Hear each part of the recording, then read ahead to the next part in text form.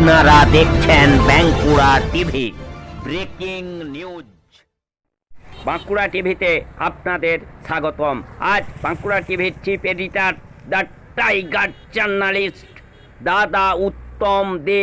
প্রথমেই শুরু করছি উত্তমের প্রশ্নবাণ। বাংলায় হচ্ছেটা জবাব চাই নাকি জনতা? অবশ্যই জবাব চাই।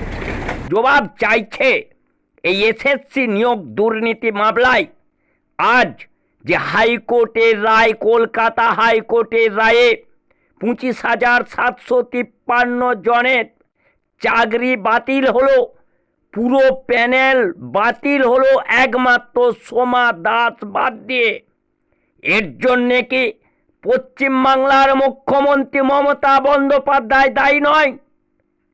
যেখানে যারা বাতিল হয়েছিলেন তাদের জন্য সুপার নিউমেরিক পোস্ট তৈরি করেছিলেন পশ্চিমবাংলার মন্ত্রিসভার ক্যাবিনেট বৈঠকে সিদ্ধান্ত নিয়ে। তাহলে যেহেতু হাইকোর্ট প্রমাণ করেছেন যে এই এসএসসি 2016 সালের এসএসসির যে নিয়োগ দুর্নীতি হয়েছে এবং সেই জন্য পুরো প্যানেল বাতিল হয়েছে, এর জন্যে কি পুরো মন্ত্রিসভা জড়িত নয়? এর পরেও কি জনগণ প্রশ্ন করতে পারে না পশ্চিমবাংলার মুখ্যমন্ত্রী মমতা বন্দ্যোপাধ্যায় সহ পশ্চিমবাংলার গোটা তৃণমূল পার্টি এই দুর্নীতির সঙ্গে জড়িত? শুধু বিরোধীদের যে অভিযোগ, সেই অভিযোগকে দায় সারা বলে উড়াচ্ছিলেন মমতা বন্দ্যোপাধ্যায়, পশ্চিমবাংলার মুখ্যমন্ত্রী এবং পশ্চিমবাংলার তৃণমূলের নেতারা। এখন যেহেতু এই হাইকোর্টের রায়ে 2016 সালের প্যানেল বাতিল হওয়ার ফলে 25,753 জনের চাকরি বাতিল হলো, প্রমাণিত হলো যে এসএসসির যে নিয়োগ এ দুর্নীতি হয়েছে। তাহলে কি এই পশ্চিমবাংলার মুখ্যমন্ত্রীর আর মুখ্যমন্ত্রীর পদে থাকার অধিকার আছে? পশ্চিমবাংলার তৃণমূল পার্টি, তৃণমূল সরকারের আর ক্ষমতায় থাকার অধিকার আছে? এরপরেও কি জনগণ এই পশ্চিমবাংলার তৃণমূল পার্টিকে এই দ্বিতীয় দফার থেকে শুরু করে সপ্তম দফা পর্যন্ত এই লোকসভার ভোটে ভোট দেওয়া উচিত বা ভোট দেবে? যতই লক্ষ্মীর ভাণ্ডারের গর্ব করুক এই পশ্চিমবাংলার মুখ্যমন্ত্রী মমতা বন্দ্যোপাধ্যায়, পশ্চিমবাংলার তৃণমূল সরকার। এরপর আসছি গুরুত্বপূর্ণ বাংলার নিউজগুলিতে এক ঝলকে দেখতে থাকুন সেই গুরুত্বপূর্ণ খবরগুলি বাঁকুড়া টিভির পর্দায়। এই মুহূর্তে আপনাদের সঙ্গে আমি বাঁকুড়া টিভির chief editor the tiger journalist দাদা উত্তম দে। আজ কলকাতা হাইকোর্টে 2016 সালের এসএসসি দুর্নীতি নিয়োগ মামলায় 25,753 জনের যে প্যানেল বাতিলের রায় ঘোষণার মুহূর্ত দেখতে থাকুন বাঁকুড়া টিভির পর্দায় কলকাতা হাইকোর্টে।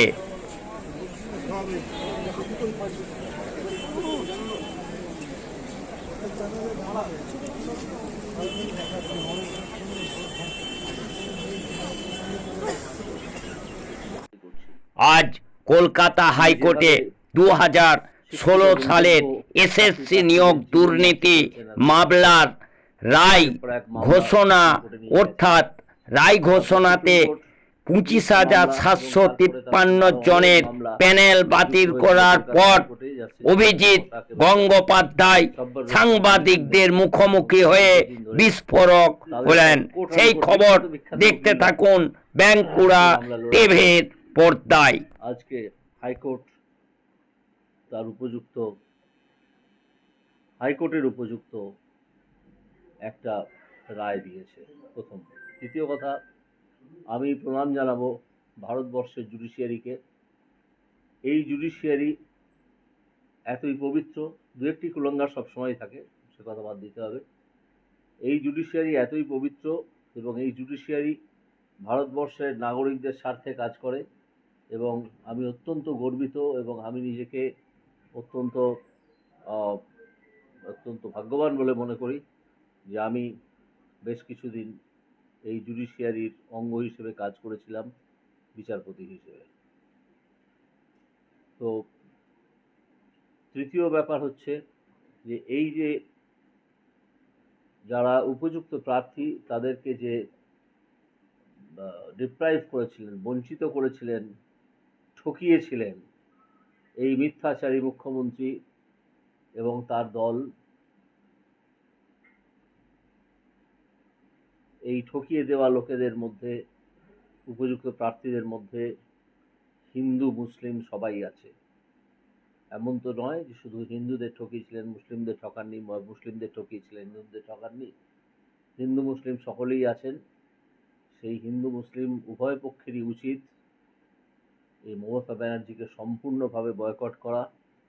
এবং আমি একটু পরেই সাংবাদিক সম্মেলনের শেষে এখান থেকে আমাদের কেন্দ্রীয় নির্বাচনী অফিস থেকে শুরু করব একটি পদযাত্রা বর্গভীমা মন্দির অবধি, যেখানে আমি উভয় সম্প্রদায়ের মানুষের জন্যেই, অর্থাৎ হিন্দু মুসলিম উভয়ের মানুষের জন্যেই, অর্থাৎ যারা যোগ্য প্রার্থী তারা যাতে চাকরিটা পায় এতদিন বাদে।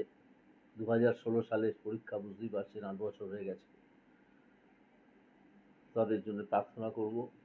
সেই জন্যে আমি সেই মন্দিরে একটা পদযাত্রা করব।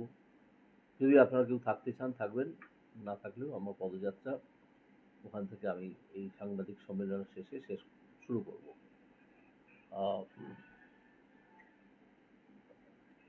আমার লাগছে বলতে আমার যে খুব আনন্দ হচ্ছে তা নয়, কারণ এই জোচ্চুরির আন্ডারে, জোচ্চুরি দ্বারা নিয়ন্ত্রিত আমরা হচ্ছি, এখনো হচ্ছি বিভিন্ন ক্ষেত্রে। তাই আমি মনে করি আজকে আমাদের খুব একটা আনন্দের দিন নয়। আদালতে ধরা পড়ে গেছে, আমার হাতেও ধরা পড়েছিল যখন আমি আদালতে এই মামলার বিচার করছিলাম। এখন আবার ধরা পড়ে গেছে এবং অত্যন্ত উপযুক্ত রায় হয়েছে। না না, আপনার প্রচন্ড প্রভাব ফেলবে সংখ্যাগুরু এবং সংখ্যালঘু উভয় পক্ষের মধ্যে, প্রচন্ড প্রভাব ফেলবে। এটা একটা নির্ণায়ক রায় হয়ে গেছে, নির্ণায়ক অবস্থায় আমরা পৌঁছলাম আজকে, যে কত বড় জোচ্চোর সরকারের আন্ডারে আমরা আছি, অধীনে আমরা আছি। সেই জন্যই তো আমি প্রথম কথা বললাম এই জোচ্চোরদের এক্ষুনি পদত্যাগ চাই। এরা করবে না হয়তো, কারণ এদের তো নির্লজ্জের তো চোখের চামড়া নেই, গায়েও মানুষের চামড়া আছে কিনা এটা আমার সন্দেহ আছে।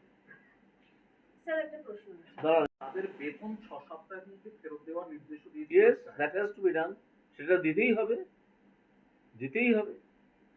তারপর আমি তো বললাম যে যারা যোগ্য প্রার্থী হিসেবে উঠে আসবেন, যাদের পুনর্মূল্যায়নের ফলে যাদের যোগ্য প্রার্থী বঙ্গবন্ধু চাকরিও করছিলেন, নিশ্চয়ই রাজ্য সরকার, তখন যে রাজ্য সরকার থাকবেন, আমি আশা করছি নির্লজ্জ সরকার আজকেই পদত্যাগ করবে। আশা করতে পারি, আর কি করতে পারি। আমার ক্ষমতা থাকলে আমি তাদেরকে কান ধরে টেনে নামিয়ে দিতাম এই ক্ষমতা থেকে। সে ক্ষমতা আমার নেই, মানুষের আছে, জনগণের আছে। ভোট এসছে, ভোট এসে গেছে, আপনারা দেখতেই পাবেন ভোটে কি হয়। এর তো শুধু প্রসারী প্রভাব পড়বে। দুটো যে আমাদের সম্প্রদায়, মূল সম্প্রদায় আছে হিন্দু এবং মুসলিম, বহু মুসলিম ছাত্রের চাকরি উনি হতে দেননি, বহু। তারা আজকে রাস্তায় কেঁদে কেঁদে বেড়ায়। কেন এটা হবে? চাকরি ওনার ব্যক্তিগত সম্পত্তি। চাকরির টাকা কোথা থেকে আসে? চাকরির টাকা জেনে রাখুন, পশ্চিমবঙ্গ সরকারের থেকেও আসে না। চাকরির যে মাইনের টাকা আসে সেটা সেন্ট্রাল গভর্নমেন্টের স্কিম থেকে আসে। সেই টাকা বঞ্চনা করে প্রবঞ্চনা করে আপনারা একদল লোককে চাকরি বিক্রি করে দিয়ে তাদেরকে চাকরি করাচ্ছিলেন। লজ্জারও শেষ নেই আমাদের। প্রথম থেকেই তো এটা একটা অর্গানাইজড ক্রাইম ছিল এবং এখনো হয়ে আছে। সেই জন্যই তো সিবিআই এবং ইডির তদন্তে এত সময় লাগছে। প্রথম থেকেই পরিকল্পনা করে নেওয়া হয়েছিল যে আমরা কত টাকা কামাবো এই চাকরির ব্যবস্থা করে। আমার ঘেন্না করছে যে এই সুবীরেশ ভট্টাচার্য, যিনি তৎকালীন চেয়ারম্যান ছিলেন স্কুল সার্ভিস কমিশনের, তার সঙ্গে আমি তাদের প্রধান আইন উপদেষ্টা হিসেবে কিছুদিন কাজ করেছি। এসব কিছুই আমি ঘোরাক করে কোনোদিন জানতে পারিনি। যদি আমি জানতে পারতাম সেই দিনই আমি তাদের বিরুদ্ধে ব্যবস্থা নিতাম। ছি, আমার এদেরকে ধিক্কার জানানোর ভাষা আমি খুঁজে পাচ্ছি না। আর কারো কিছু বলার আছে? ঘোড়ার ডিম করবেন, ওনাকে আসতে বলুন না। আমি তো সেদিন চ্যালেঞ্জ করেছিলাম। ওনাদের একজন মুখপাত্র বলছিলেন যে শুভেন্দুবাবু কেন ডায়মন্ড হারবারে দাঁড়ালেন না। আমি বলেছিলাম যে আপনাদের ভাইপোকে বলুন না তমলুক এসে দাঁড়াতে, তমলুক লোকসভা কেন্দ্রে দাঁড়াতে, দেখি কতটা সাহস। ঘোড়ার ডিম করবেন। উনি মিথ্যা কথা ছাড়া কিছু বলেন না। উনি বুঝে গেছেন যে উনি ভেঙে পড়ে গেছেন, এটা বুঝে গেছেন। সেই জন্য গতকাল মানুষের সিম্প্যাথি জাগানোর জন্য বলছেন বোমা মারবে। কে বোমা মারবে? ছুঁচো মেরে হাত বন্ধ কে করবে? কেউ করবে না। আমি ধীরে ইঁদুর থেকে তাদেরকে ছুঁচোর পর্যায়ে নামিয়ে আনতে চাই। ক্যাবিনেটে হ্যাঁ বলুন। তাহলে কি এই ক্যাবিনেটটা যুক্ত? এবং অবশ্যই ক্যাবিনেট তো সামগ্রিক দায়িত্বশীল হিসেবে কাজ করে, সামগ্রিকভাবে ক্যাবিনেট যুক্ত। সেই জন্যই তো আমি মমতা ব্যানার্জি সরকারকে পদত্যাগ করতে বলছি। এবং এটা ধরা পড়ে গিয়েছিল আমার সামনে। যখন ধরা পড়ে গেল, যখন আমি অর্ডার দিতে বসছি, তখন একজন এসে জানালেন যে সুপ্রিম কোর্টে একটা স্থগিতাদেশ হয়েছে, এই মামলাটা নিয়ে আর এগোনো যাবে না। নাহলে আমার সামনে যে কাগজপত্র এসে গিয়েছিল তাতে বোঝা গিয়েছিল যে এই সুপার নিউমারি পোস্ট ক্রিয়েটে মন্ত্রিসভার প্রতিটি সদস্য জড়িত, প্রতিটি সদস্য। এবং এটা ইনিশিয়েট করেছিলেন মমতা ব্যানার্জির একজন অত্যন্ত ঘনিষ্ঠ জোচ্চোর একটি ছেলে আছে, চ্যাংড়া ছোড়া, নিজেকে পলিটিশিয়ান বলে সে। আমি তার নাম মুখে আনতে চাই না। তার নির্দেশে মন্ত্রিসভা চলছিল, শুধু মমতা ব্যানার্জির নির্দেশে নয়। ইমিডিয়েটলি তার গ্রেপ্তার চাই, ইমিডিয়েটলি তাকে কাস্টডিতে নিয়ে জিজ্ঞাসাবাদ করতে হবে।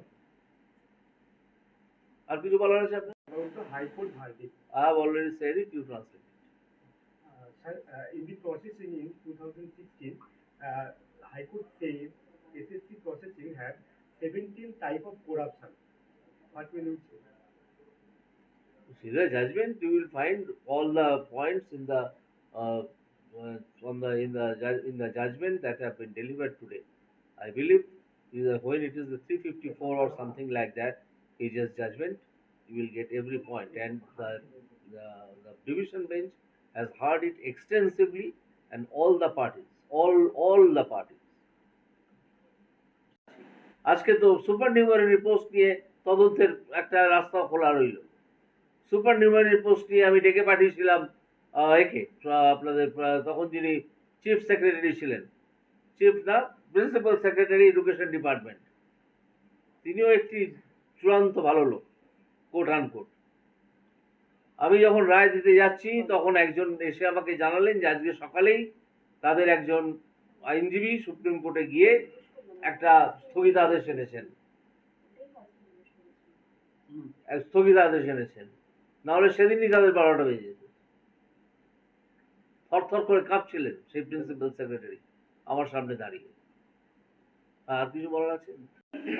হ্যাঁ, এবং প্রথম থেকে আপনি যেটা বলছেন যে ধীরে ইঁদুর ধরা পড়বে, মাথারা ধরা পড়বে, কি মনে হয় এরপরে কি তারা ধরা পড়বে? ধরা পড়া উচিত। তারা তো নিজেদের একটা সুরক্ষা বলয় তৈরি করে রেখেছে এই ক্ষমতায় থেকে।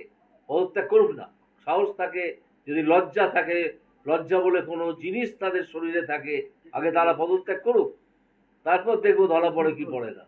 তারা তো সুরক্ষা বলয়টা নিয়ে রেখেছে। সুরক্ষা বলয়ের বাইরে যাক, তারপর দেখবো। আমাকে তো আহ্বান করেছিলেন যে আপনি জজিওতি ছেড়ে রাজনীতির ময়দানে আসুন। আজ তো আমি রাজনীতির ময়দানে এসেছি, তাদের তো আর টিকি দেখতে পাচ্ছি না এখানে। তারা সুরক্ষা বলয় ছেড়ে নেমে আসুন, দেখা যাক সিবিআই তাদেরকে গ্রেপ্তার করে কি করে না। এমন নয় যে তারা ওখানে থাকলে গ্রেপ্তার হবেন না, হতেই পারেন, কিন্তু সুরক্ষা বলয়টা তারা ছাড়ুন। মুখ্যমন্ত্রী হিসেবে রয়ে গেছেন একজন নির্লজ্জ মিথ্যাচারী মানুষ। ক্রমাগত সে পরশুদিন বলেছেন তিনি, আমি আনন্দবাজার পত্রিকায় পড়েছি যে তার যারা জেলে আটক আছেন যে মন্ত্রীরা, তারা নাকি তারা নাকি আন্দোলন করতে গিয়ে গ্রেপ্তার হয়েছেন। কি আন্দোলন? স্বাধীনতা আন্দোলন। জোট চুরি করছিলেন তাই গ্রেপ্তার হয়েছেন। প্রকৃত ক্যান্ডিডেটদের প্রার্থীদের বাদ দিয়েছেন, দিয়ে চাকরি বিক্রি করেছেন, কোটি কোটি টাকা রেখেছেন বান্ধবীর বাড়িতে, সেই জন্য আপনারা গ্রেপ্তার হয়েছেন। এই মুখ্যমন্ত্রীর তো ক্ষমতায় থাকার বিন্দুমাত্র আর কোনো কারণই নেই, কোনো অধিকার নেই। হ্যাঁ, আপনারা কার্যত সেই রায়গুলোকেই বহাল রাখলো, তাহলে যে এতদিন ধরে টালবাহানা আরো কঠোর হয়েছে, ডিভিশন বেঞ্চ আরো কঠোর হয়েছে। যতটা কঠোরতা আমি দেখাতে পারিনি, এবং আমি মনে করছি ডিভিশন বেঞ্চ অত্যন্ত উপযুক্ত কাঠিন্যের সঙ্গে সব দিক বিচার করে একটা রায় দিয়েছে, এবং এতে আমি অত্যন্ত আনন্দিত। তবে আজকে আনন্দ প্রকাশের দিন নয়, কারণ এই জোচ্চোরদের অধীনে আমরা আর থাকতে চাই না। কোথাও একটু স্বস্তি লাগছে আজকে যে আপনি কি না, কোনো স্বস্তির বিষয় নেই। আপনার আমি যখন বিচারপতি হিসেবে কাজ করেছি, বা আজকে যখন সাধারণ নাগরিক হিসেবে আমি কাজ করি, তখন আমাকে সবসময় মাথায় রাখতে হয় যে আদালত হচ্ছে একটা জায়গা যার আদেশকে মেনে নিতে হবে, এটা আমার কোনো ব্যক্তিগত বিষয় ছিল না যে আমার স্বস্তিবোধ বা অস্বস্তি বোধ করব। আমার খারাপ লাগা আছে যে যোগ্য প্রার্থীদের বহুদিন ধরে বঞ্চিত করে রাখা হলো।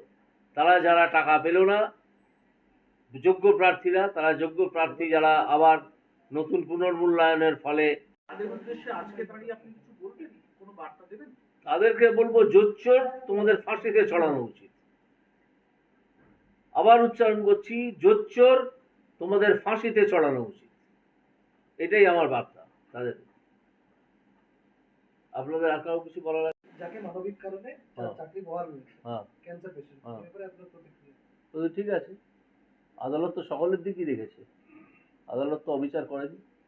সাধারণত আমাদের জুডিশিয়ারি, ভারতবর্ষের জুডিশিয়ারি, সুপ্রিম কোর্টই হোক বা হাইকোর্টই হোক, অবিচার থেকে নিজেকে সরিয়ে রাখে, এবং এই দুজন জাজ, মহামান্য বিচারপতিরা সেই কাজই করেছেন। আচ্ছা, আপনি কোনো প্রশ্ন করবেন ম্যাডাম? আপনি কোনো প্রশ্ন করবেন? এখনো একটা বড় দিন মনে হচ্ছে জয় না, আমার জয় না। আজকে আমার অত্যন্ত খারাপ লাগছে যে এরকম একজন জোচ্চোর মুখ্যমন্ত্রীর প্রশাসনের পাল্লায় আমরা আছি। এই মুখ্যমন্ত্রীকে এক্ষুনি পদত্যাগ করতে হবে, এক্ষুনি। আপনি কি পদত্যাগের দাবি জানাচ্ছেন? অবশ্যই। আমি প্রথমেই তো বলেছি, আমি এই জোচ্চোর মিথ্যাচারী মুখ্যমন্ত্রী, যিনি জোচ্চুরিকে প্রশ্রয় দেন, যার সে তৎকালীন শিক্ষামন্ত্রী, যিনি এই দালালি করেছিলেন, তিনি জেলে। তার যদি বিন্দুমাত্র লজ্জা বলে কোনো জিনিস থাকে, এক্ষুনি তার পদত্যাগ করা উচিত, এবং এখন থেকে এই নির্বাচন রাষ্ট্রপতি শাসনের আন্ডারে হওয়া উচিত পশ্চিমবঙ্গে। হ্যাঁ, আপনি বলুন, কিছু বলবেন? যারা 23,000 স্যার একটা কথা জিজ্ঞেস করবো প্রথমেই। ঠিক আছে, আমি এখান থেকে যাচ্ছি। 23,000 মানুষের চাকরি গেল, তার মধ্যে যোগ্য কতজন অযোগ্য কতজন সেই লিস্টটা কিন্তু সিবিআই না এসএসসি দিতে পেরেছে। আপনার কি কোথাও গিয়ে মনে হচ্ছে এই 23,000 পুরোটাই একেবারে অযোগ্য?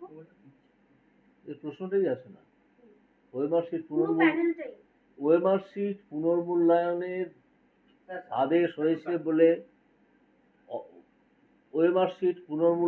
আদেশ হয়েছে বলে আমি একটা বিশিষ্ট চ্যানেল সেখানে এই এতক্ষণ দেখছিলাম, সেখানে দেখেছি। আমি ধরে নিচ্ছি সেই অর্ডারই হয়েছে। যে এখন অর্ডার পাওয়া যায়নি, অর্ডার আসতে আমি জানি, অর্ডার আসতে হয়তো অনেক রাত্রির হবে, আগামীকালও হয়ে যেতে পারে। শুনেছি 354 পাতার অর্ডার। এই পুনর্মূল্যায়নের আদেশ, এই আদেশের পর আর কোনো প্রশ্ন থাকে না যে যোগ্য প্রার্থীরা চাকরি পাবেন। আশা করি আপনার প্রশ্নের উত্তর আপনি পেয়ে গেছেন। আপনি সিবিআই হুগলি জেলার সিঙ্গুরে মহা ধুমধাম করে পালিত হলো রামনবমী উৎসব। দেখতে থাকুন সেই রামনবমী উৎসবের যে মহা মিছিল এবং ধুমধাম করে রাম পূজা বাঁকুড়া টিভির পর্দায়।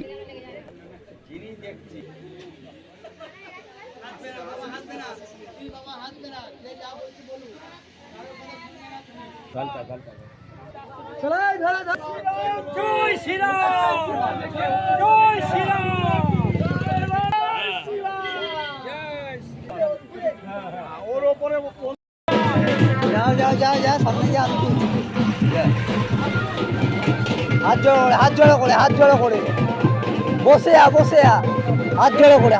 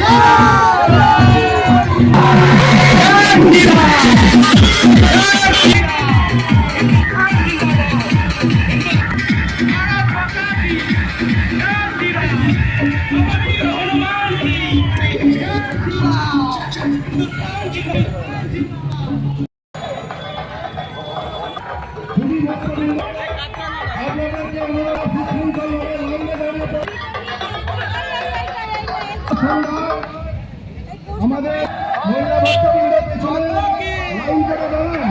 আমাদের শোভাযাত্রা এখনই লাইন করে দাঁড়ান। আমাদের সামনে সামনে মহিলারা থাকবেন, তারপরে লাইন ভক্তবৃন্দ থাকবেন। আপনারা লাইন সাফল্যমণ্ডিত করুন। প্রথম সারিতে মহিলারা থাকবেন এবং তার পরবর্তী সারিতে রাম ভক্তবৃন্দ একটি লাইনে থাকবেন। আমি অনুরোধ জানাচ্ছি যুব ভাই বোনেদের কাছে লাইন করে দাঁড়ানোর জন্য।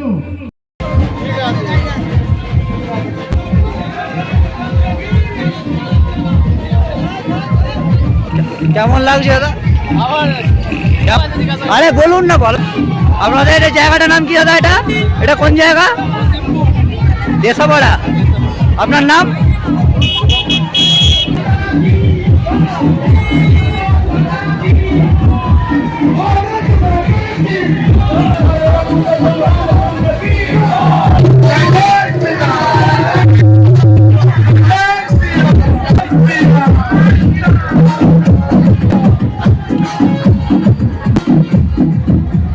রামনবমী শোভাযাত্রা কেমন? বলুন বলুন। খুব সুন্দর লাগছে, ঠাকুর এসেছে, লাগবে না ভালো? ভালোই তো লাগছে। আপনার নাম? আপনার নাম? আপনি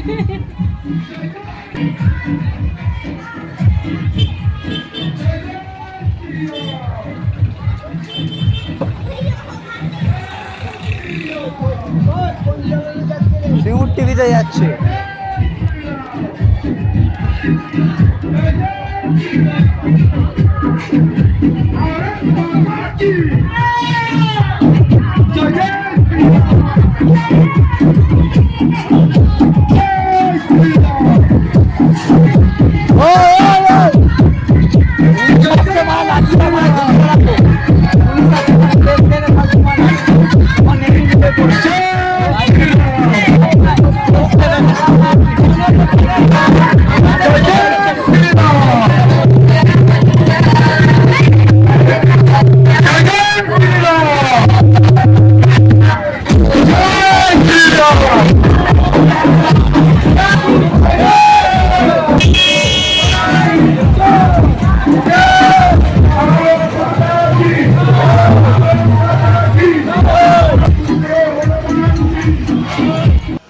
আজ হুগলি স্টেশনে তীব্র তাপদাহে আক্রান্ত হয়ে এক ভবঘুরের মৃত্যু ঘটল। ঘটনাটি বা এই মৃত্যুর বিষয়টি রেল পুলিশের নজরে আসা মাত্রই বিষয়টি নিয়ে আতঙ্ক ছড়িয়ে পড়ে এই হুগলির রেল স্টেশনে। Train number 37837 up Howrah Bardhaman local via main line is arriving on Ashi.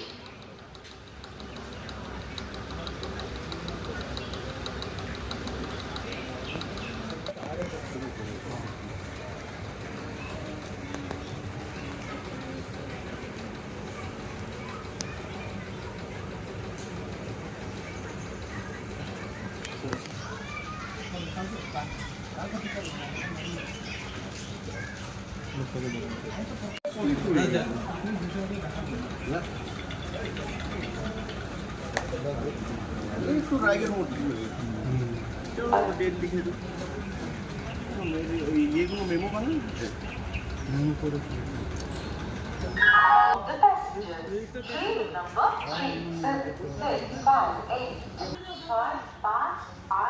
down New Howrah local X number platform Ashi.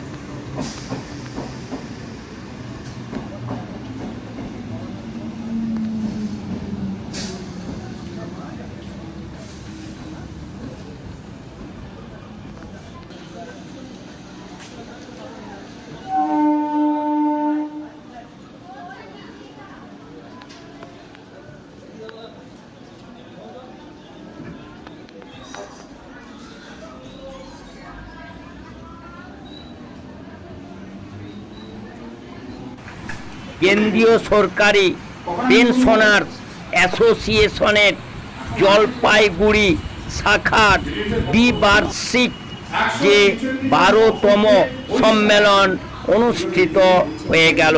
এই সম্মেলনে বহু কেন্দ্রীয় সরকারি যে পেনশনার তারা অংশগ্রহণ করেন এবং কেন্দ্রীয় সরকারের বিরুদ্ধে তাদের যে দাবি সেই দাবি উত্থাপন করেন এই সম্মেলন থেকে। দিল্লির পেছনে সিবিআই যেভাবে হ্যারাস করা হচ্ছে, মিডিয়াকে কবজা করা, বিচার ব্যবস্থাকে কবজা করা, কবজা করা, এইভাবে এরা ভোট চাইছে। কিন্তু ডেপুটি স্পিকারের পর এই মোদী গভর্নমেন্ট আসার পরে এরা করছে না। কত অনুদ্র দেখুন, নেতা ডেপুটি স্পিকার হন, সেটা ভ্যাকেন্ট রেখে দিয়ে চালাচ্ছে না লোকসভা। সেই জন্য আমি আপনাদের বলবো যে এই লোকসভা ইলেকশনে সেটা অন্যতম ইস্যু। যুক্তরাষ্ট্র ব্যবস্থা এবং নানা দেশে, আমাদের সারা দেশে নানা শিক্ষা সংস্কৃতির ক্ষেত্রে আলাদা আলাদা। এরা এখন বলছে কেন্দ্রীয় সরকারি পেনশনার্স অ্যাসোসিয়েশন জলপাইগুড়ি জেলা শাখার 12তম দ্বিবার্ষিক সম্মেলন অনুষ্ঠিত হচ্ছে এবং এই সম্মেলনে 162 জন সদস্যা উপস্থিত হয়েছেন। সম্মেলনে উপস্থিত আছেন আমাদের কেন্দ্রীয় সরকারি coordination committee of central government pensioners অ্যাসোসিয়েশনের রাজ্য সম্পাদক কমরেড পুরঞ্জয় লাহিড়ী এবং তিনি এই সম্মেলনকে উদ্বোধন করেছেন। এর সাথে সাথে আমরা যেটা মনে করছি যে আমরা পেনশনার শুধু পেনশনার হিসাবে আবদ্ধ থাকলে আমাদের স্বার্থ সুরক্ষিত থাকবে না। গোটা দেশে ভয়াবহ বেকারি, দ্রব্যমূল্য বৃদ্ধি, ওষুধের দামে মানুষ নাজেহাল, বিদ্যুৎ সহ সমস্ত নিত্য প্রয়োজনীয় জিনিসের দাম যেমন বেড়ে যাচ্ছে, আরেকদিকে সমস্ত সরকারি সম্পত্তি বেসরকারিকরণ, এর মধ্য দিয়ে নিয়োগের জায়গাটুকু বন্ধ হয়ে যাচ্ছে।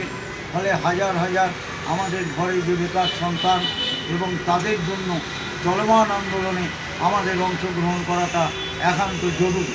এর সাথে সাথে আমাদের কয়েকটা নিজস্ব দাবি আছে, যেমন করোনার নাম করে 18 মাসের বিয়ারনেস অ্যালাউন্স বন্ধ করে দিয়েছিল, আজ পর্যন্ত দেওয়া হয়নি। সরকার নিয়োজিত স্ট্যান্ডিং কমিটি রায় দিয়েছিল যে বার্ধক্য জীবনে ওষুধ কিংবা ইত্যাদি প্রয়োজনে পেনশন 80 বছরে বৃদ্ধি না করে 60 বছর থেকে 5 বছর পর পর বৃদ্ধি করা, কিন্তু সরকার কোনো কার্যকারী করে না। এবং মেডিকেল অ্যালাউন্সের ক্ষেত্রে সরকার নিয়োজিত পার্লামেন্টের কমিটি বলেছিল মাসে 3000 টাকা দেওয়া উচিত, সেটাও নিয়োজিত করে নাই। বিপরীতে নানা রকম অজুহাতে নানা কিছু সুবিধা, এমনকি আমরা বৃদ্ধারা যে চিকিৎসার কারণে একটু দূর দেশে রেলে যেতাম, তার যে কনসেশন, সেই কনসেশন করোনার নাম করে এই মোদী সরকার বন্ধ করে দিয়েছে এবং আমাদের এই ন্যূনতম সুযোগটুকু বন্ধ করে রেলে 5000 কোটি টাকা আয় করেছে। একদিকে কর্পোরেটদেরকে ঢালাও ছাড়, আরেকদিকে বরিষ্ঠ নাগরিক সহ দেশের সাধারণ মেহনতি মানুষ সকলকেই তার সমস্ত অধিকারকে বঞ্চিত করা। এবং এর সাথে আমরা যেটা বিপদ অনুভব করছি যে দেশটা ধর্মনিরপেক্ষতা, তার সংবিধানের উপর হামলা এবং আগামী দিনে বিভাজন এবং এনআরসি ইত্যাদির নাম করে মানুষকে দৃষ্টি ঘোরানো, এইগুলির বিপরীতেই দাঁড়িয়ে আমরা পেনশনার সংগঠন সমাজে আমরা চলমান আন্দোলনের সাথে যুক্ত থেকেই আগামী দিনে নতুন পেনশনার যে প্রকল্প, পেনশন প্রকল্প, সেই প্রকল্প বাতিলের জন্য সর্বভারতীয় ক্ষেত্রে যে আন্দোলন তীব্রতর দিকে যাচ্ছে, তাতেও আমরা সক্রিয় অংশগ্রহণের মধ্য দিয়ে সকলের জন্য পুরনো পেনশন ব্যবস্থা চালু করা। শুধু তাই নয়, আমরা একটু এগিয়ে বলতে চাই যে বার্ধক্য জীবনে যে কোনো পেশার মানুষই হোক না কেন 60 বছর হয়ে গেলে তাকে ন্যূনতম 8000 টাকা পেনশন দেওয়া উচিত রাখতে, এরও দাবির সপক্ষে আমরা আন্দোলন করে যাচ্ছি। আমরা বার্ধক্যতা থাকতে পারে আমাদের, কিন্তু চিন্তা চেতনায় সব কিছু মিলেমিশে আমরা সমাজের প্রবাহিত আন্দোলনের সাথে আছি, সাথে সাথে আমাদের নিজেদের করে যাওয়া যায়। নাম প্রণব ভট্টাচার্য, সম্পাদক, কেন্দ্রীয় সরকারি পেনশনার্স অ্যাসোসিয়েশন। হুগলির ভদ্রেশ্বরে বেআইনিভাবে গরু পাচারে অভিযুক্ত 2 জনকে গ্রেপ্তার করল ভদ্রেশ্বর থানার পুলিশ। গোপন সূত্রে খবর পেয়ে একটি গরু বোঝাই গাড়িকে তারা আটকায় এবং দেখেন এই গাড়ির কোনো বৈধ কাগজপত্র নেই। এই যে গাড়ি এবং ওই 2 ব্যক্তিকে এই পুলিশ গ্রেপ্তার করে থানায় নিয়ে যায়।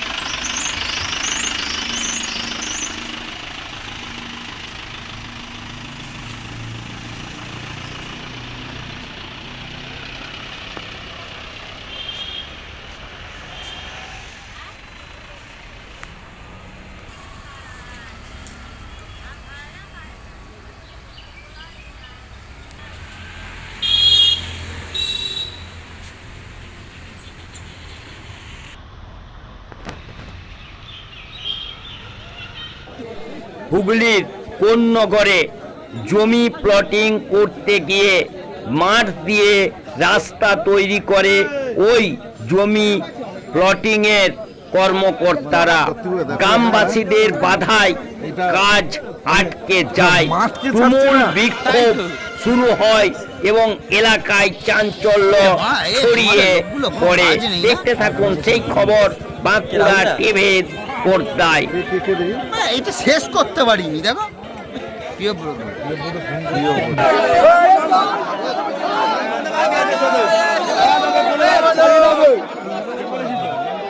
ছাড়া যাবে না, না বাদ দেওয়া যাবে না।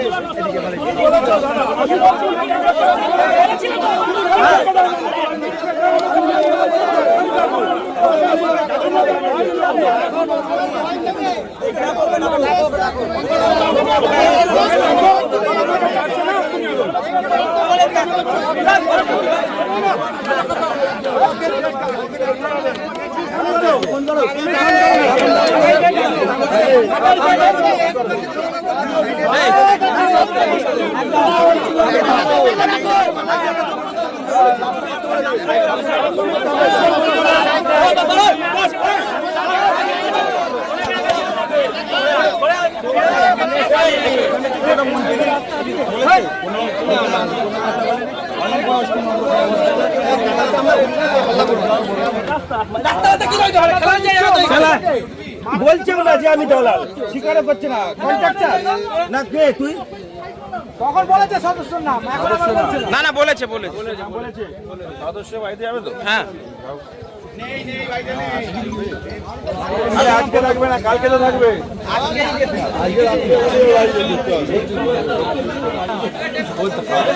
সন্দেশখালী ছায়া কানাইপুরে। হ্যাঁ জমি মাফিয়াদের খেলাধুলার পরিবেশ নষ্ট হচ্ছে, প্লেয়ারদের পাশে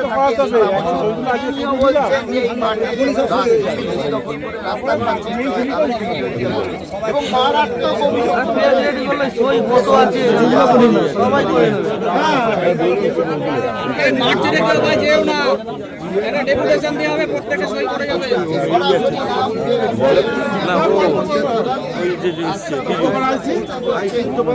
হ্যাঁ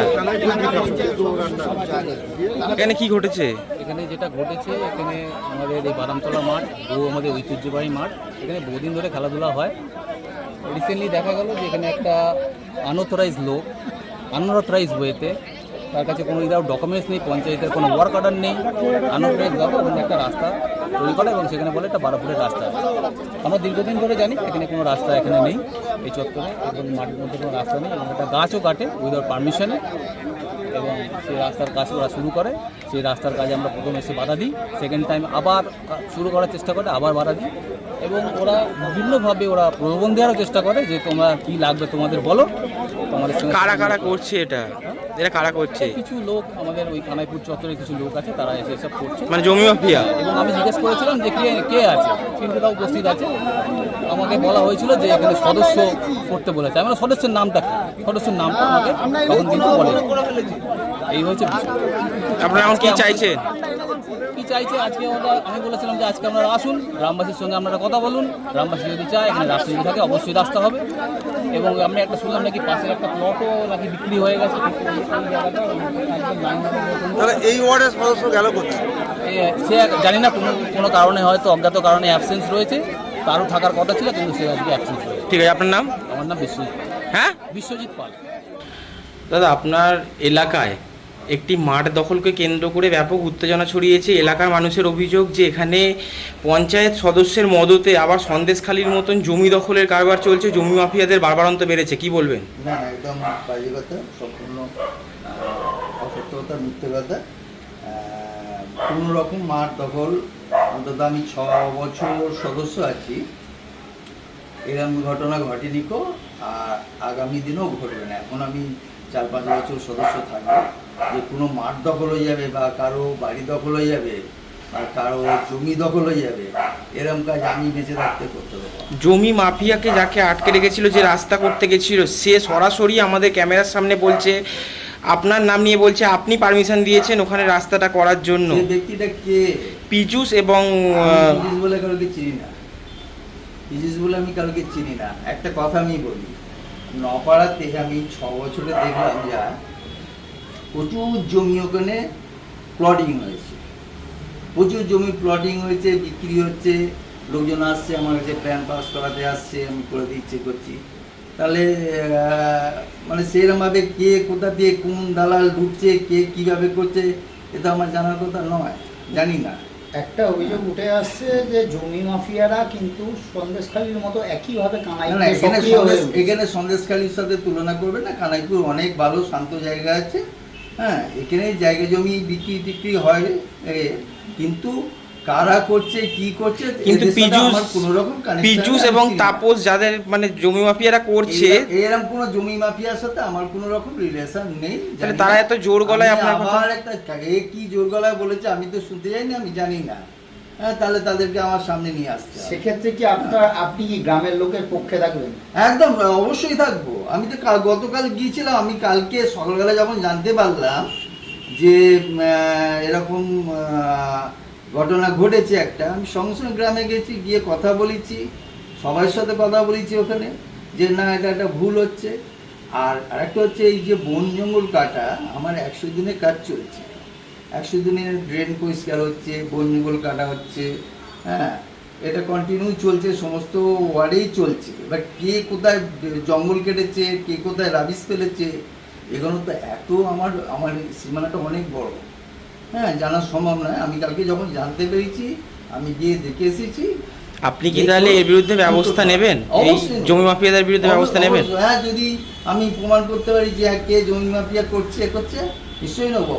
আবার একটা কথা বলছি, আমি 6 বছর হলো নপাড়ার মেম্বার আছি, নপাড়ার মানুষ আমাকে খুব ভালো করে চেনে, আমি কি অবস্থায় থাকি, কিরমভাবে থাকি, কারো কোনো রকম ক্ষতি হবে না আমার দ্বারায়, আমি থাকতে আমি এটা হতে দেবো না। আপনার নাম? আমার নাম নন্দদোলা নস্কর। কত নম্বর ওয়ার্ড? আমি 10 নম্বর সংসদ, 10 নম্বর নপাড়া 10 নম্বর সংসদের সদস্য। কোন পঞ্চায়েত? কানাইপুর গ্রাম পঞ্চায়েত। এখানে কি সমস্যা হয়েছে? এখানে এই মাঠটা আমাদের বহু পূর্বপুরুষের মাঠ। এই মাঠে আমাদের পূর্বপুরুষরাও খেলাধুলা করেছেন, বর্তমানে আমাদের ছেলে মেয়েরাও খেলাধুলা করছে। এখন টিএমসিরা এই মাঠটার উপরে চোখ পড়েছে এই মাঠটাকে, এখন এই মাঠের ওপর দিয়ে রাস্তা বার করে এখন জায়গা বিক্রি করার প্রচেষ্টা চালাচ্ছে। এই মাঠটাকে তারা বন্ধ করে দেওয়ার জন্য, বিক্রি করে টাকা পয়সা খাওয়ার জন্য উঠে পড়ে লেগেছে। কিন্তু আমরা পুরো গ্রামবাসী এই মাঠ আমরা ছাড়বো না, রক্ত বিন্দু বিন্দু করে বলেও আমরা এই মাঠ আসবো। এটা কি তৃণমূলের মদতেই হচ্ছে? যাকে আমরা আটক করেছি তার কাছ থেকে তো আমরা জানতে পেরেছি যে তার আমাদের 2 সদস্য এর মধ্যে আছেন।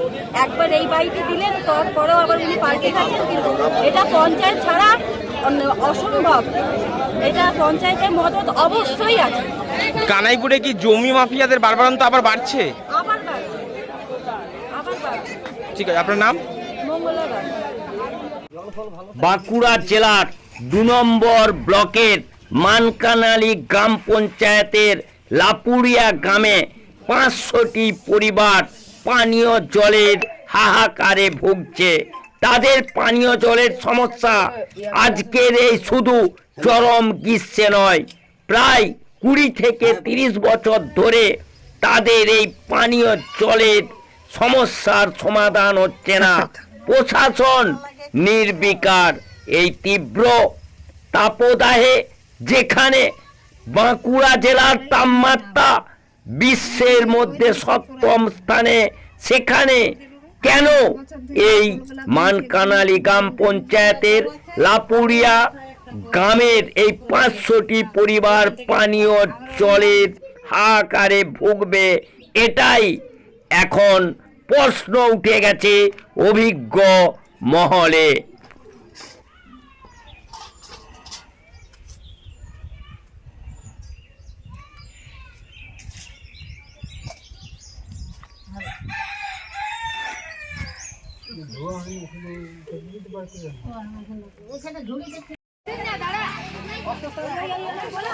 আবার এই যে কল যে কইছে এই কোটা ঘরে জল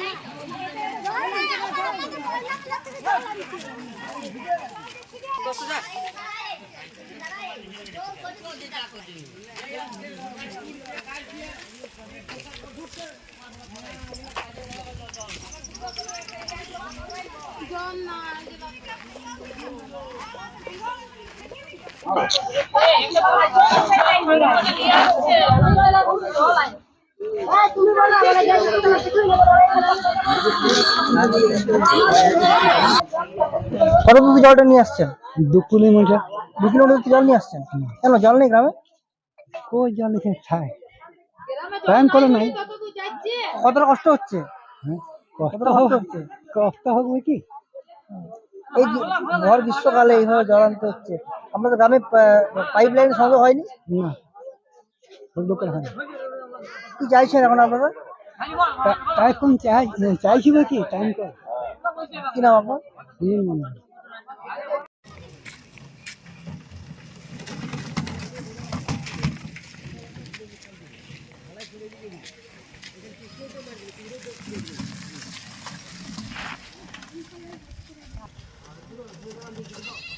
জল আনতে হয়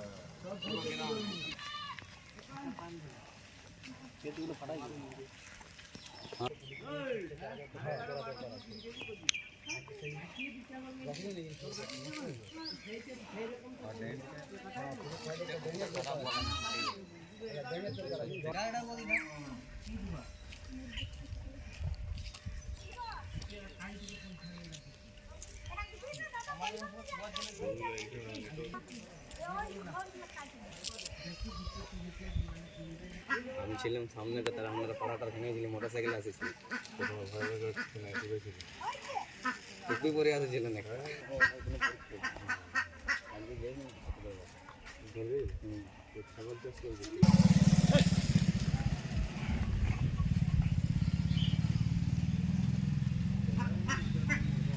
খালি সালা রাস্তাগুলো কুড়ি ঢালাইলে খুঁটাই করে যাচ্ছে করে দিয়েছে। জল দিবি না দেখলো রাস্তাগুলো কেন করছিস? 15 বার ধরে রাস্তা কুড়ো।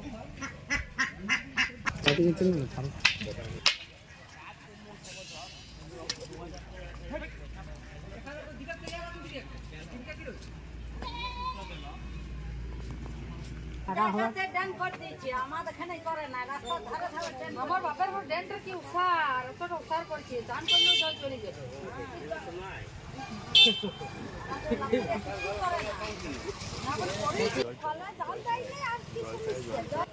কি সমস্যা? মানে স্বচ্ছ যেমন আমরা জল পাই, ড্রেন যেমন হয়, জলটা কুলিতে কুলিতে গোটা ইয়ে হয়ে না যে জল তো ছাড়ে, জল ছাড়া কি আছে মানুষ? একটা ড্রেন জল ছাড়া জল চলে যাবে। আর জল না দিলে পরে আমরা খাবো কি?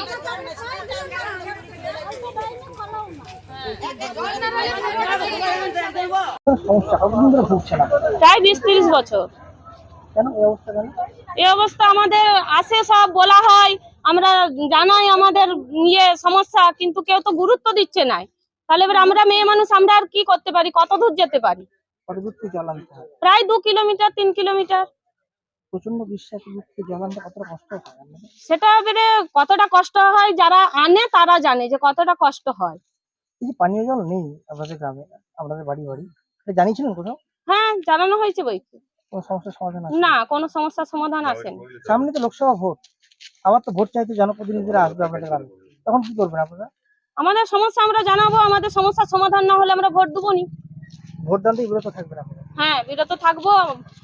আমাদের গ্রামের প্রত্যেক মহিলাদের এটাই আমাদের আবেদন যে আমরা ভোট দেবো, জল আগে পাবো তারপর ভোট দেবো। জল না পেলে আমরা ভোট দেবো না। আমার নাম রীতা গাছ। আমরা অনেক দূর থেকেই জল নিয়ে আসি, প্রায় 2 কিলোমিটার হতে পারে। কেন 2 কিলোমিটার জল আনতে হচ্ছে কেন? কারণ আমাদের গ্রামে অনেক জলের অসুবিধা, রাস্তাঘাটও বেশ ভালো নয়, স্কুল যেতে অনেক কষ্ট হয়, টিউশন যেতেও অনেক কষ্ট হয়। সামনেই তো বিভিন্ন পরীক্ষা আছে, তার মাঝখানেই 2 কিলোমিটার দূর থেকে সামান্য একটু করে জল আনা। হ্যাঁ, আমাদের কতটা কষ্ট? আজই পরীক্ষা আছে, জীবন বিজ্ঞান আজ পরীক্ষা আছে, তার মধ্যে আমরা এত দূর থেকে জল নিয়ে আসছি। কতদিন ধরে এই সমস্যাটা হচ্ছে? আমাদের প্রায় সবসময় এই সমস্যাটা থাকে। এখান থেকে সবাইকে জানানো হয়েছে? হ্যাঁ, জানানো হয়েছে, কিন্তু কাজ কিছু হয়নি। রাস্তাঘাটেরও কোনো সুযোগ সুবিধা দেওয়া হয়নি। কি নাম তোমার? আমার নাম সুস্মিতা ঘোষ। কোনো দিনের জন্য আমরা টাইমগুলো জল পাইনি, খালি কল লাগিয়েছে আর রাস্তাগুলো করছে, অবজেকশন করছে, যখনই অবজেকশন দিচ্ছি তখন রাস্তা করছে, কিন্তু জল আর আসছে না। কতদিন জল আনতে হয়? জল আমাদের প্রায় 2-3 কিলোমিটার দূরে আনতে হয়, ছেলেরা জল আনে, মেয়েরা আনতে পারে না এত দূর থেকে। আর যারা বয়স্ক আছে তারা তো জল পায়নি, একদিন জল কেউ এনে দিলে 4 দিন 5 দিন সেই জলটা খায়। সামনে তো লোকসভা ভোট, জনপ্রতিনিধিরা ভোটের টাইমে ট্যাঙ্কারে করে জল দিতে চাইবে, যে ট্যাঙ্কারে জল দিয়ে দেবে, আমরা কিন্তু ওই জলে আমরা রাজি নাই। আমাদের কলে জল পড়লে আমরা ভোট দেবো, নাহলে আমরা কিন্তু ভোট দেবো না। আমাদের টাইম কলে জল চাই। আমাদের টাইম কলে জল যেমন পড়ে। কতগুলো গ্রামের বাসিন্দা রয়েছে এখানে? আমাদের লাপুড়া গ্রামেই পড়ছে না, বাকি কিছু কিছু জায়গায় পড়ছে। স্বপন মাঝি। পানীয় জলের সমস্যা দীর্ঘদিনের সমস্যা। কি সমস্যা হয় আপনাদের? এই গ্রীষ্ম আসলে পানীয় জল শেষ হয়ে যায়, অনেক দূর থেকে জল আনতে হয়, কুয়াতেও জল শুকনো হয়ে যায়। কি চাইছেন আপনারা? আমরা যাতে পানীয় জলের একটা সুব্যবস্থা হয় সেটাই চাইছি। আমার নাম রঘুনাথ দত্ত। আজ জনসংযোগ কর্মসূচির অঙ্গ হিসাবে বাঁকুড়া লোকসভা কেন্দ্রের বিজেপি প্রার্থী তথা ডাক্তার সুভাষ সরকার জলসত্ত্বের ব্যবস্থা করলেন। পথযাত্রী বা পদযাত্রী এবং বাসের যারা যাত্রী তাদেরকে ছোলা গুড় এবং জল বা শরবত খাইয়ে জনসংযোগ সারলেন।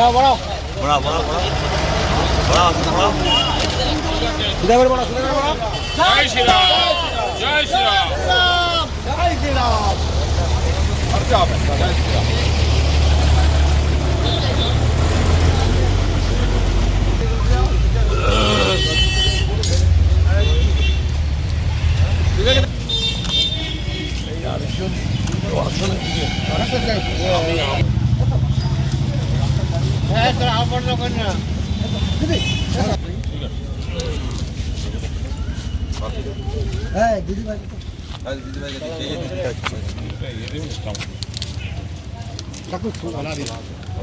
বাহাতে ধরুন জলটা ছলাটা লাগে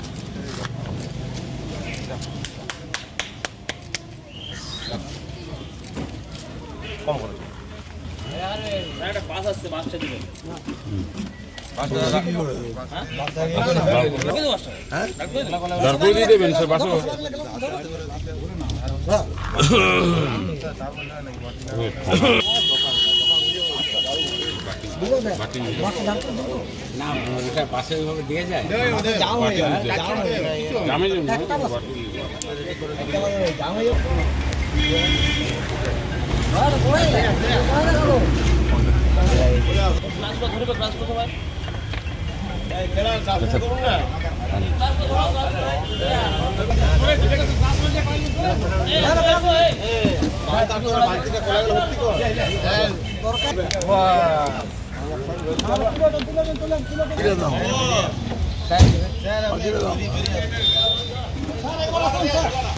যাক যাক দুটো গ্লাস ব্যাস সরো সরো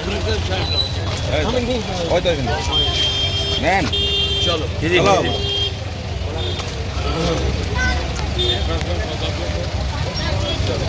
দাও ওদিকে দেখ জ্বালা দিন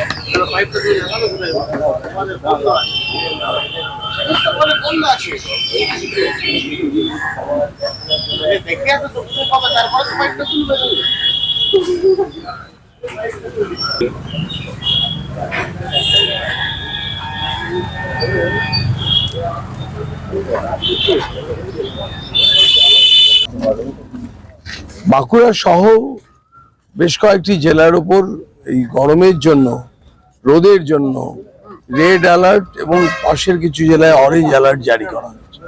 সেই জন্য সকালবেলায় মানুষকে জল দিয়ে এবং তার সঙ্গে একটু ছোলা ভেজানো দিয়ে মানে সমাজে বার্তা দিতে চাইছি যে সকলেরই এই মানুষের সবার জল বেশি করে খাওয়া উচিত এবং অন্য বিভিন্ন সংস্থারও পথে জল ছত্র খোলা উচিত যাতে মানুষ বাড়ি থেকে বেরিয়ে একটু জল খায়।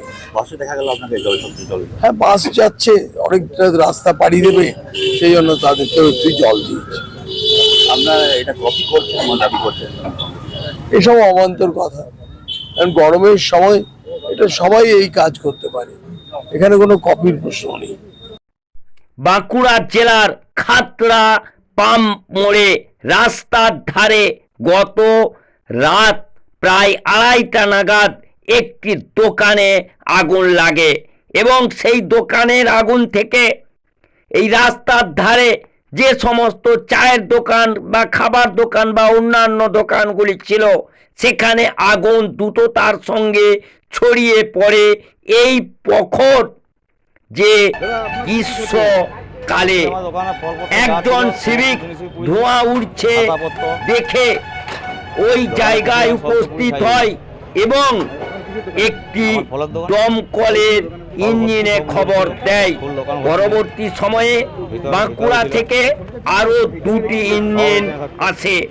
এই 3টি ইঞ্জিনের একটানা কাজের ফলে আগুন নিভে যায় বটে, কিন্তু প্রায় 13টি দোকান পুড়ে ভস্মীভূত হয়ে যায় এবং এর ফলে এলাকায় কিন্তু মানুষের মধ্যে তীব্র যে দুঃখের ছায়া নেমে এসেছে। কিভাবে তাদের কর্মসংস্থান হবে সেই নিয়ে এখন তারা চিন্তিত। দেখতে থাকুন সেই খবর বাঁকুড়া টিভির পর্দায়। এখানে দোকান ছিল, আপনার মাছ আড়তা ছিল, মাংসের দোকান ছিল, ফল দোকান ছিল, চা দোকান ছিল, হ্যাঁ লটারি কাউন্টার ছিল, প্রায় 12 থেকে 15টা দোকান ছিল এখানে, সব পুরো ছাই হয়ে গেছে। হ্যাঁ প্রতিদিনই দোকান বসে। এখন এদের আমরা এসেছি দেখছি মানে পরিষ্কার পরিচ্ছন্ন করে আমরা চেষ্টা করছি যাতে যেমন ওরাভাবে দোকান করছিল সেভাবে দোকান করানো যায়। খাতড়া 1 বা খাতড়া 2 থেকে আমরা সাহায্য করবো, বা পার্টি থেকেও এমএলএ ম্যাডামকে বলেছি আমরা যাতে এরা পুনরায় যেমনভাবে ব্যবসা করছিল সেইভাবে ব্যবসা করতে পারে সেই সহযোগিতা করার জন্য। বা ম্যাডাম আশ্বাস দিয়েছে যে আমরা এদেরকে নিয়ে যেমন ব্যবসা করি সেরকম ব্যবসা করার সহযোগিতা করব, বা সে করতে পারে সে আপনার চেষ্টা করবো। আমরা বুঝতে পারি না কীভাবে আগুন লেগেছে, 2টো থেকে 2:30টার মধ্যে। রাত্রেবেলায় দমকলকে ডাকি, দমকল আসে নিমায়। এখন আপনার জেসিবি দিয়ে আমরা পুরো পরিষ্কার করছি এখানটা পঞ্চায়েত থেকে। আমার নাম সমীর মণ্ডল, খাতড়া 1 নম্বর উপপ্রধান। হচ্ছে কালকে রাত্রে 11:30 পর্যন্ত, মানে 11:30 আমি দোকান বন্ধ করে ঘর যাই, তখনও পর্যন্ত কিচ্ছু ছিল না, একদম পরিষ্কার। অন্যদিন যেরকমভাবে বাড়ি যায় সেরকমই সবাই বন্ধ করে দোকানে গেছে, আর প্রত্যেকের দোকানে মাল থাকে, সমস্ত কিছু মাল থাকে। হঠাৎ করে রাত্রে 3টা নাগাদ আমাকে ফোন করে একটা দাদা, আর এখানে সিভিকও ছিল, এটা ফোন করে আসার সময় দেখছি পুরো একদম আগুন, পুরো 13টা দোকান জ্বলছে, মানে সবাইকে সব পুরো একদম ধূলিসাৎ হয়ে গেছে। আমাদের তো এই দোকানে নির্ভর, ঠিক আছে, দেখা যাক যদি প্রশাসন থেকে কিছু হেল্প করে বা অন্য কোনো সংস্থা থেকে কোনো কিছু পাওয়া যায়। মানে কিচ্ছু নেই, কিচ্ছু নেই, একদম পুরো ছাই হয়ে গেছে, সবাইকারই মাল ছিল। দাদা তো আবার নতুন করে 20,000 টাকার মাল ঢুকিয়েছিল, সিগারেট, গুটকা, সমাদা মাল ঢুকিয়েছে, কালকে জল, প্রচুর বিসলারি ওয়াটার, মানে অনেক মাল তুলেছিল। কিসের দোকান ছিল? আমার চায়ের দোকান ছিল, এখানে পান দোকান আছে, 2টো পান দোকান আছে পরপর। ফলের দোকানে প্রচুর ফল ক্ষতি হয়েছে, ফল এখনও পড়ে আছে, ঠিক আছে। আর পাশে সেলুন ছিল, সেলুনেরও বেশ ভালো ক্ষতি হয়েছে, 2টো ভালো চেয়ার ছিল, আয়না লাগানো ছিল, তারপর অনেক কিছু মেশিনপত্র ছিল। তারপর আবার পাশে তার পাশে একটা জুতোর দোকান আছে, জুতোর দোকানে তো সমস্ত জুতো পুরো একদম ছাই হয়ে গেছে, একটা ফিতা পর্যন্ত বাঁচেনি। কোন জায়গায় দোকান করছিল? কোন জায়গায়? এই তো পুরো এই লাইনে। কোন জায়গায় দোকান করছিল? খাতড়া পাম্পের মোড়, পেট্রোল পাম্প মোড়, খাতড়া, ঠিক আছে। আমার নাম সাধন প্রামাণিক। এখানে কালকে রাত্রে একটা আগুন লেগেছিল, আগুন লেগে এখানে ফুটের সাইডে খাতড়া পাম্প মোড়, পাম্পড়ের ফুটপাতে সবাই দোকান করে যে সংসার চালাতো, মানে কালকে রাত্রে আগুন লেগে সমস্ত দোকানদানি পুড়ে ছাই হয়ে গেছে। কিভাবে আগুন লাগলো, কিভাবে কি হয়েছিল কিচ্ছু বোঝা যায়নি। তো ব্যাপারটা হচ্ছে সবারই দোকান প্রায় ধ্বংসাবস্থা, এবং আপনারা দেখতেই পাচ্ছেন, ক্যামেরাটা ঘোরালে দেখতে পাবেন চারিদিকে অবস্থা হয়েছে। এবং আমরা চাইছি যে তারা যেন পুনরাবস্থা ফিরে পায়, যার যেভাবে ব্যবসা করছিল, যদি প্রশাসন হেল্প করছে, সাহায্যর হাত বাড়িয়ে দিয়েছে, এসেছে, এবং আগামী দিনে যারা যেন পুনরায় আবার সেই জায়গায় আসতে পারে তা প্রশাসনের সাহায্য হেল্প চাইছি। এবং কতগুলো দোকান ছিল? প্রায় 15-16খানা দোকান ছিল। সব কি কাঁচা?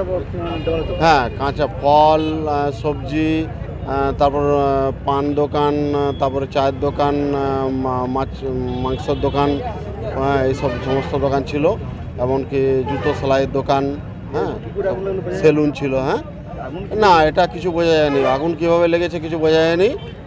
হ্যাঁ মোটামুটি 1টা 1:30টা থেকে 2:30টার মধ্যে এই ঘটনাটা ঘটেছে। হ্যাঁ এবং হ্যাঁ হ্যাঁ দমকল এসেছিলো, ফায়ার ব্রিগেডের সমস্ত বাঁকুড়া থেকেও এসেছিলো। আগুন নিভিয়ে গেছে, আপনারা দেখতেই পাবেন, হয়তো ক্যামেরার চারিদিকে ঘোরালে ছাইগুলো দেখতে পাবেন আমরা আগুন হয়ে আছে। সমস্ত ব্যবসায়ীদের খুব চিন্তাগ্রস্ত অবস্থায় আছে। আমার নাম রাজকুমার বাউরি, বাড়ি খাতড়া। আমার অল ভ্যারাইটিস প্লাস পান দোকান। আমি রাত্রি 11টার সময় যখন বন্ধ করে দোকান থেকে বাড়ি যাই তখন থেকে কোনো কিছু নাই, যে হঠাৎ খবর পাই রাত্রি 2টা তখন কটা বাজে 2টো বাজবে 3টে বাজবে, এসে দেখছি যে আগুনে সমস্ত পুড়ে ছাই হয়ে গেছে। দোকানে কোনো মাল নেই, গুমটি যাচ্ছিল সব পুড়ে গেছে, কিচ্ছু নেই। কি আইটেম ছিল? মানে পান ছিল, তারপরে তেল, সাবান, অল ভ্যারাইটিস আর কি। আনুমানিক কত টাকার মাল ছিল? মোটামুটি 1.5 লাখ 2 লাখ টাকা হবে। একটাও পাইনি কিচ্ছু। এসে কি দেখলেন? এসে দেখছি যে সব পুড়ে ঝলসা হয়ে গেছে, জলের গাড়ি দুটোতে নেমাচ্ছে। সকালে উঠে কিছু পেলেন না? কিচ্ছু পাইনি। কি নাম আপনার? আমার নাম সোমনাথ রোজা। এখানে আগুন লেগেছিল, মোটামুটি রাতের দিকে আগুন লেগেছিল, আমি ঠিক বলতে পারছি না। মোটামুটি রাত 2:50 আমাকে ফোন করেছিল একজন, এসে দেখছি তখন পুড়ে যাচ্ছে, না তখন প্রায় পুড়ে গেছে। কি পুড়েছে? এখানে ফলের দোকান ছিল, আমার যেমন চিকেনের দোকান, এই সেলুন ছিল, পান দোকান ছিল। কতগুলো দোকান? মোটামুটি 14-15টা হবে, মোটামুটি বেশি হবে। কী করে লেগেছে আপনার দেখলেন? ওটা বলতে পারবো না কী করে লেগেছে, দেখিনি তো। ক্ষয়ক্ষতি কেমন হয়েছে? ক্ষয়ক্ষতি ভালো ক্ষয়ক্ষতি হয়েছে, মানে পুরো দোকান সমস্ত পুরো কোনো কিছু না, এবং সব পুড়ে ছাই গেছে। আপনার দোকান ছিল? হ্যাঁ ছিল, আমার চিকেনের দোকান। কেমন অবস্থা আছে এখন পুরো শেষ ছিল, মোটামুটি 1 কুইন্টালের মতন মুরগি ছিল, ওগুলো পুরো শেষ হয়ে গেছে, খাতা কাগজপত্র। প্রতিদিন দোকান? হ্যাঁ প্রত্যেক দোকান। তাহলে এখন কী করবেন? এখন কী করবো, একটা ব্যবস্থা কোনো কিছু করতে হবে, এইভাবে ব্যবসা করতে হবে, কিছু আর এখানেই করতে হবে। কী চাইছেন? আমি চাইছি কি যেমন ছিলাম সেরকম করতে পারি, যেমন কী নাম? আস্তি করায়। ম্যাডাম দেখলেন কি ঘটনা ঘটেছিল? দেখলাম ভোর রাতে এখানে 11টি দোকান ছিল, 15টির মধ্যে, তার মধ্যে 11টি দোকান পুরো পুড়ে ছাই হয়ে গেছে। সকাল থেকেই আমি আছি, এখনও আছি। কিছু জেসিবি ট্রাক্টর দিয়ে এই জায়গাগুলো পরিষ্কার করা হচ্ছে। তো এখানে সেলুন ছিল, জুতোর দোকান ছিল, চায়ের দোকান ছিল, পানের দোকান ছিল, ফলের দোকান ছিল, মাছের দোকান ছিল, আর হচ্ছে যে মুরগির দোকান ছিল। সব দোকানই একদম পুড়ে ছাই হয়ে গেছে। এরা তো প্রত্যেক দিনই ধরুন এর উপরে নির্ভর, তাহলে এদের সমস্ত কিছু পুড়ে ছাই হয়ে গেছে। তো প্রশাসনের দিক থেকে সেরকম ব্যাপার? দেখুন, প্রশাসনের দিক থেকে প্রশাসন নিশ্চয়ই কিছু একটা ব্যবস্থা করবেন, যেহেতু এখন ভোট চলছে। তো সেকেন্ডলি হচ্ছে যে আমার তরফ থেকে, আমি যেহেতু এটা আমার এরিয়া, আমার জায়গা, এবং আমি এই বিধানসভার বিধায়ক আছি, এমএলএ আছি, তো আমার তরফ থেকে এই ব্যবসায়ী মানুষদের যতটুকু সহযোগিতা করা, যেভাবে পাশে দাঁড়ানো দরকার আছে, আমি ঠিক সেভাবেই তাদের পাশে দাঁড়াবো এবং থাকবো। ওনারা দাবি করছেন যে অবিলম্বে ওনারা দোকান দিতে না পারলে ওনাদের সংসার চালানো প্রায় অসম্ভব হয়েছে। তাহলে এই বিষয়ে কিছু ভাবছেন? না, এ বিষয়ে কিছু ভাবছি বলতে, ওনাদের সকলের সাথে কথা বলেছি। দেখুন, স্বাভাবিকভাবে ওদের সকলের এখন মনটা খারাপ আছে, তো কিছুটা স্টেবল হোক ওনারা নিজেরাই, তারপর আমি বলেছি আপনারা আসুন, আমার সাথে কথা বলুন, কি করলে আপনাদের আরও বেশি সুবিধা হবে এবং আপনারা সব সুযোগ সুবিধাগুলো পাবেন, সাথে আপনাদের ব্যবসাটাও চালাতে পারবেন। তো ওদের সাথে কথা হয়েছে আমার সকলের সাথে, তো ওনারা পরে দেখা করবেন আমার সাথে। ওনার সঙ্গে কথা বললেন, কিছু বুঝতে পারলেন যে কী করে এই ঘটনা ঘটতে পারে? না, এখন তো ওই মাঝরাতে তো কেউ কিছু বুঝতে পারেনি কি করে হয়েছে। তো পরপর তো একসাথেই জ্বলেছে, এবার কোন দোকানটা আগে জ্বলেছে কোনটা পরে জ্বলেছে এটা কেউই বুঝতে পারছে না। সাহেব কী হয়েছিল ঘটনাটা? কালকে আমরা 2:45 নাগাদ আমরা খবর পাই যে পাম্প মোড়ে খুব আগুন জ্বলছে দোকানগুলোতে। তো তৎক্ষণাৎ আমাদের 2 মিনিটের মধ্যে গাড়ি পৌঁছে যায়, 2টো গাড়ি নিয়ে যাওয়া হয়েছিল। গিয়ে দেখলাম যে প্রায় 13টার মতো দোকান একেবারে দাউ দাউ করে জ্বলছে, এবং আমাদের সঙ্গে সঙ্গে কাজ করার শুরুতেই দেখলাম একটা সিলিন্ডার বাস্ট করলো, ছোটো টুলু সিলিন্ডার যেটা দিয়ে। তো অবস্থা তো পাশে যেহেতু পেট্রোল পাম্প ছিল, তো সঙ্গে আমি আর একবার বাঁকুড়া থেকেও একটা গাড়ি কল করলাম। তো 3টে গাড়ি নিয়ে প্রায় 2.5-3 ঘন্টার চেষ্টায় কন্ট্রোলে আনা গেছে, এবং পেট্রোল পাম্পটা যে ছড়িয়ে পড়েনি পেট্রোল পাম্পে, সেটাই আমাদের মেন উদ্দেশ্য ছিল। তো 3টে তো পুরো ধুলিস্বাদি হয়ে গেছে দোকানগুলো, তো মানে ঘুমটি দোকান, তো ওগুলো তো আর যতটা সম্ভব আমাদের এটাকে বাঁচানোর চেষ্টা করা হচ্ছিল। তো প্রায় 2.5 থেকে 3 ঘন্টা মানে অক্লান্ত পরিশ্রমে ওটাকে নেভানো গেছে আর কি। কিসের কিসের দোকান ছিল দেখলেন? অনেকগুলো দোকান ছিল, দেখছিলাম যে একটা মাছের আড়ত ছিল, মিট শপ ছিল, ফলের দোকান ছিল, চায়ের দোকান ছিল, সেলুন ছিল, জুতো সারানোর দোকান ছিল, মানে প্রচুর, মানে মার্কেটে যেমন হয় আর কি, পুরো বাজার তো। কাঁচা দোকান না পাকা বাড়ি? না না, সব কাঁচা দোকান আর কি, সবই কাঁচা দোকান, সব বাম্বু স্ট্রাকচার আর কি, টিন রুফিং সব। ফুটপাতের দোকান? ফুটপাতের, হ্যাঁ ফুটপাতের দোকান। তো ওখানকার গ্রামের লোকেরা খুব সাহায্য করেছে, মানে কারণ এত একটা টাইমে আগুন গেছে, মানে হয়ে গেছিলো যাতে চারদিকে ছড়িয়ে যাচ্ছিলো এরকম। তো সেই জায়গাটাতে আমাদের দুটো গাড়ি থেকে প্রায় 5খানা ব্রাঞ্চ দিয়ে, মানে আমরা জেট বলি যেটা, তো 5খানা জেট দিয়ে আগুনটাকে নিয়ন্ত্রণে আনা হয়েছে। Anjan Banerjee, sub officer, Khatra fire station. কী কারণে লেগেছিল সেটা জানতে পারবেন? সেটা তো আমরা এখনই বলতে পারবো না, আমরা গিয়ে দেখেছিলাম যে প্রচুর আগুন, তো সেটা মেবি শর্ট সার্কিট থেকে হতে পারে, কারণ ওটা তো ওপর দিয়ে হাই টেনশন লাইন গেছে, তো নিচে তার দোকানগুলো ছিল, তো ম্যাক্সিমাম শর্ট সার্কিট থেকেই হতে পারে, কারণ রাত্রিরে তো কেউ থাকে না ওখানে। তো আমরা অনুমান করছি হয়তো মেবি শর্ট সার্কিট, বা মানে এক্স্যাক্ট করে বলা যাবে না যে কী থেকে লেগেছিলো, কিন্তু শর্ট সার্কিটটাই মেনলি হয়ে থাকতে পারে আর কি।